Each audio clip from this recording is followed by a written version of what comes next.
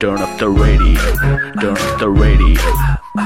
Radio Mirchi, radio turn up the radio, turn up the radio. Radio Mirchi, radio Mirchi. Radio Mirchi makes me wanna move, makes me wanna. Turn up the radio, turn up the radio. Mirchi sunne wale always kush, baby. Turn up the radio, turn up the radio, turn up the radio. 98.3 FM, it's hot. আপনি আমাদের পাশে থাকায় আমরা কলকাতার number 1 radio station. এটা কলকাতা, এখানে radio Mirchi নামেই সবাই জানে।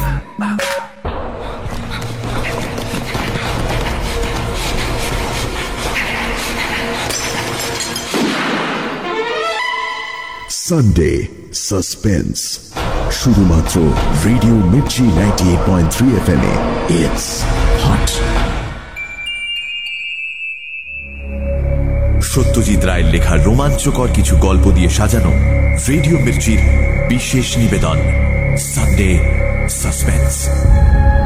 আজকের গল্প সেপ্টোপাসের খিদে। গল্পটি প্রথম প্রকাশিত হয় সন্দেশ পত্রিকায় বৈশাখ 1369 সালে, অর্থাৎ 1962-তে। প্রধান চরিত্রে কান্তিচরণ চ্যাটার্জি, পরিমল, অভিজিৎ, কুকুর বাদশাহ এবং সেপ্টোপাস। শুরু হচ্ছে সেপ্টোপাসের খিদে।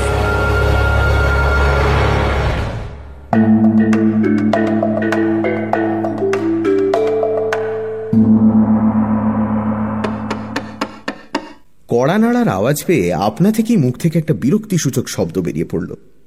বিকেল থেকে এই নিয়ে 4 বার হলো। মানুষে কাজ করে কি করে? কার্তিকটাও সেই যে বাজারে গেছে, আর ফেরার নামটি নেই। লেখাটা বন্ধ করে নিজেকেই উঠে যেতে হলো। দরজা খুলে আমি তো অবাক। আরে এই যে কান্তিবাবু! বললাম, কি আশ্চর্য, আসুন আসুন। চিনতে পেরেছ? প্রায় চেনা যায় না বললেই চলে। ভদ্রলোককে ভেতরে ঘরে এনে বসালাম। সত্যি 10 বছরে অবিশ্বাস্য পরিবর্তন হয়েছে কান্তিবাবুর চেহারায়। একেই 1950-তে আসামের জঙ্গলে ম্যাগনিফাইং গ্লাস হাতে লাফিয়ে বেড়াতে দেখেছি।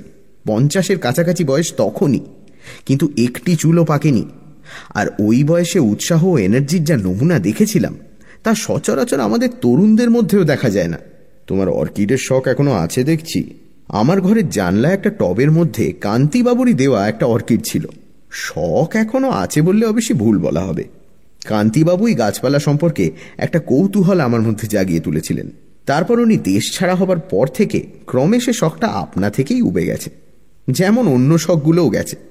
এখন লেখা নিয়েই থাকি। ইদানিং দিনকাল বদলেছে। বই লিখেও আজকাল রোজগার হয়। 3টি বইয়ের বিক্রির টাকাতেই তো প্রায় সংসার চলে যাচ্ছে আমার। অবশ্যই সংসার বলতে আমি, আমার বিধবা মা আর চাকর কার্তিক। চাকরি একটা আছে বটে, তবে আশা আছে বই থেকে তেমন তেমন রোজগার হলে চাকরি বাকরি ছেড়ে দিয়ে কেবল লিখব, আর লেখার অবসরে দেশ ভ্রমণ করব। কান্তিবাবু বসে থাকতে থাকতে হঠাৎ শিউরে উঠলেন। বললাম, ঠান্ডা লাগছে, জানলাটা বন্ধ করে দেব? এবার কলকাতায় শীতটা... না, ওরকম আজকাল মাঝে মাঝে হয়। বয়স হয়েছে তো, তাই নার্ভগুলো ঠিক। অনেক প্রশ্ন মাথায় আসছিল। কার্তিক ফিরেছে, ওকে চা আনতে বললাম। কান্তিবাবু বললেন, বেশিক্ষণ বসবো না। তোমার উপন্যাস হাতে এসেছিল একখানা, তোমার প্রকাশকের কাছ থেকেই। ঠিকানা সংগ্রহ করে এখানে এলুম। এসেছি একটা বিশেষ দরকারে। বলুন না, তবে তার আগে কবে দেশে ফিরলেন, কোথায় ছিলেন, কোথায় আছেন, এসবগুলো জানতে খুব ইচ্ছে করছে। ফিরেছি 2 বছর, ছিলুম আমেরিকায়, আছি বারাসাতে। বারাসাত? একটি বাড়ি কিনেছি। বাগান আছে? আছে। আর গ্রিন হাউস? কান্তিবাবুর আগের বাড়ির বাগানে একটা চমৎকার গ্রিন হাউস বা কাঁচের ঘর ছিল, যাতে তিনি তার দুষ্প্রাপ্য গাছগুলিকে তোয়াজে রাখতেন। কত রকম অদ্ভুত গাছ যে দেখেছি সেখানে, তার ঠিক নেই। এক অর্কিডই তো প্রায় 60-65 রকমের। তার ফুলের বৈচিত্র্য উপভোগ করেই একটা পুরো দিন অনায়াসে কাটিয়ে দেওয়া যেত। কান্তিবাবু একটু ভেবে বললেন, একটা গ্রিন হাউসও আছে। আপনার গাছপালার শখ তাহলে এই 10 বছরেও কিছু কমে যায়নি? না। কান্তিবাবু আমার ঘরের উত্তরের দেওয়ালের দিকে চেয়ে রয়েছেন দেখে আমারও চোখ সেই দিকে গেল। মাথা সমেত একটা রয়্যাল বেঙ্গলের ছাল সেখানে ঝোলানো রয়েছে। বললাম, চিনতে পারছেন? এটা সেই বাঘটাই তো। হ্যাঁ হ্যাঁ, ওই দেখুন কানের পাশটায় বুলেটের ফুটোটাও রয়েছে। আশ্চর্য টিপ ছিল তোমার। এখনো চালাতে পারো ওরকম অব্যর্থ গুলি? জানি না, অনেকদিন পরীক্ষা করিনি। শিকার ছেড়েছি প্রায় 5-7 বছর। কেন, অনেক তো মারলাম, বয়স হয়েছে তাই। আর প্রাণী হত্যা? মাছ মাংস ছেড়েছ নাকি? নিরামিষ খাচ্ছ? না, তবে এ তো শুধু হত্যা।